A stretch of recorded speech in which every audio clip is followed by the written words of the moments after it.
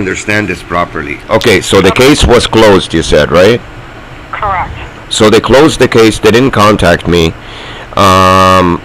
Why would they do that, though? They said an officer was going to contact me. He didn't even contact me.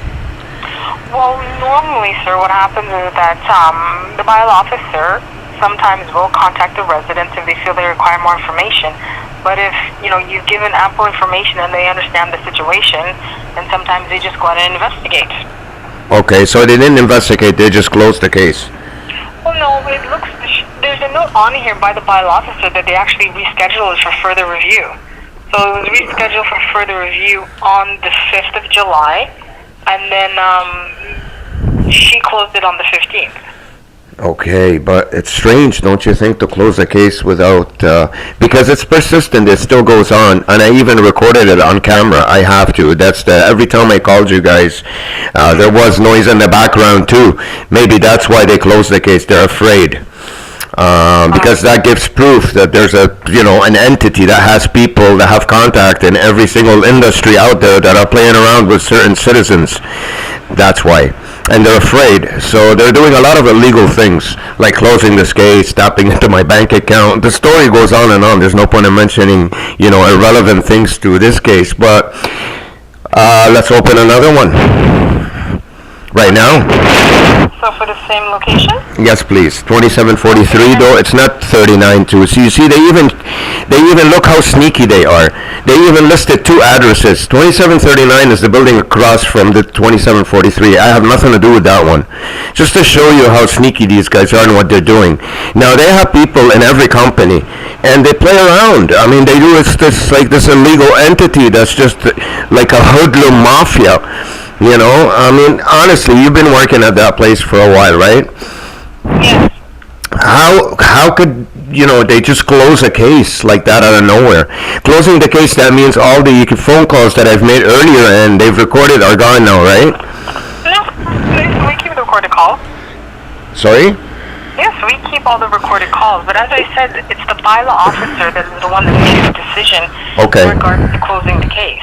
So, as I said to you, do you want me to give you the number for the bylaw officer? You can contact her to discuss it? Yeah, if I put the request in for the same thing, sir, there's a good possibility she might just say, well, I investigated this already. I found there's nothing, so I'm closing the case. There you go. So she has to find that there's nothing, right? Well, she would have went out because, like I said, there is a note on here saying that she did reschedule it. So to reschedule it means she has to have initially went out, looked at something. Maybe she thought, okay, this doesn't look right. Let me reschedule this for further follow-up. Went back and said, okay, look at this. It seems to be okay, and then closed the case. It might not be a bad idea, sir, to contact her. I will contact her, but you tell me logically. For someone to close the case about a noise complaint from a tenant, wouldn't they the least thing they can do is actually consult the tenant or call the tenant, give him an idea of what's going on? I didn't even know that the case was closed. Between me and you, I mean, logically, it's common sense. Wouldn't that make sense, at least for me to know? Well, I mean, like I said, I don't know, so I'm not the bylaw officer, so maybe she just did the investigation. She didn't need to necessarily speak to you to do the investigation. But how could you investigate? How could you investigate such thing if someone complained about noise? They're not going to make the noise when she gets here privately. Right, but I mean, I'm sure she probably went out at some point in time to try and hear or see what was going on.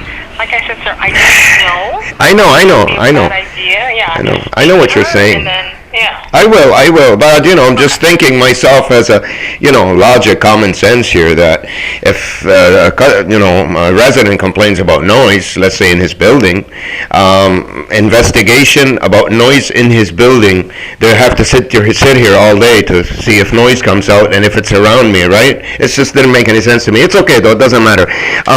Yeah, sure, please, if you can give me the number, I'll give her a call. I appreciate it. Okay, no problem. 1 second. Thanks.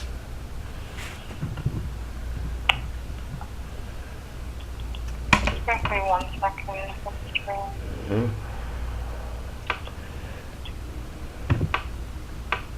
Okay, so the bylaw officer, where is she? So her name is Elisa Pakyam, 6 460 Yep. 5824. And this is the office number, or? That is her office number, correct. Did you want her email address? Yeah, sure, because that way tomorrow, Saturday, Sunday, you guys are closed, right? Or should I try calling her Yes, tomorrow? she won't be there. She'll be back on Tuesday. Tuesday, okay. Yep, so her email is Yep. EPAKYAM Mm-hmm. Yep. Mm-hmm. at toronto.ca. At toronto.ca. Correct. Okay, got it. Okay. Now, what happened is, the reason why I wouldn't have bothered opening up the case again, because to be honest with you, since about maybe a month ago, something like that, the noise did go down. I gotta admit, there hasn't been much noise done. So whatever she's done, if she's the one who were responsible for it, the noise went down about 90%, I'd say. So it's almost all gone. Oh, okay, that's good. Yeah, it's really good. It's amazing. I'm not complaining about that. But the problem is, it's tactical now. It's not ongoing 24/7. It's the times where I'm about to go to sleep, or like the fire alarm. There was a false fire alarm at 6 a.m. yesterday. And it's not that it's only once in a while these things happen. Otherwise, I wouldn't mention anything. But this has been ongoing for a while now, for about a year. Lots of fire alarms, at least 2-3 times a week, and it hasn't been like that lately. But then again, in the morning, because I had something really important to do today, and at 6 a.m., it went on for a very long time. The fire trucks got here, 5 of them, parked all over the street. The noises were even, the lights for the yellow lights of the fire trucks were just, flashing all over my apartment. And it's funny, I looked outside, all fire trucks were there, and the noise kept going for another 20 minutes. This is something they could shut off in 2 minutes, because they did talk on the speaker, and then the noise went on again. So a lot of strange things are happening again. That's the reason why I called. I haven't called in a while, because it's been quiet. Right. So, and then again, the neighbor with the kids. In the last 2 days, 5 times I counted them.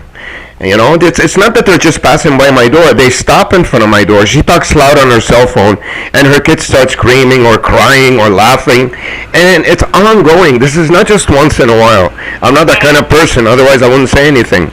It's okay. I understand they're kids, but it's intentional. It's been going on a lot. It's repeated over and over and over again. Right. I can understand why there'd be a definite worry. Absolutely. So by all means, just get hold of the bylaw officer and speak to her, and then if you want, you can always give us a call back, and we can put another request in for you. Okay, so for this one, what I'm going to do is, I'm not going to bother opening up another file. Let me speak to her first, make sure everything's okay, because things did change. I'd rather make things work, rather than just complain and open up files. There's no point in that. But thanks a lot. Anyways, I appreciate your help. You have yourself a nice day. No, that's perfect. Thanks. Thank you for calling Toronto. Take care. Bye.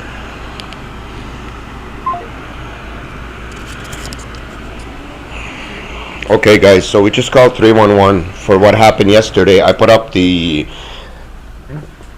got my phone back, by the way. So I got a phone again. I had to pay another $200. I'm a fanatic of the A5s. I'm not an iPhone guy. Anyways, you heard the conversation. I'll upload this video now, and let's hope things work out for us. It's all good. See you guys later.